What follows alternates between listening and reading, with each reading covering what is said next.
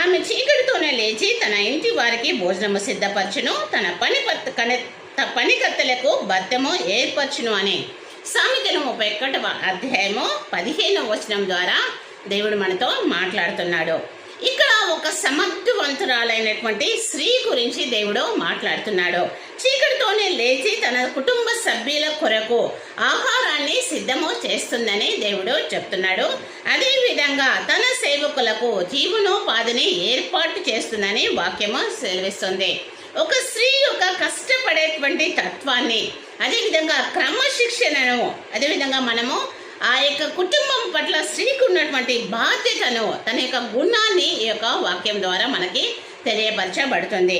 కనుక చీకటితోనే లేచి మనము ప్రభు సన్నిధానంలో ప్రార్థించే వారంగా, మన కుటుంబాలను కట్టుకునేటువంటి వారంగా ఉందము గాక. ఆమేన్.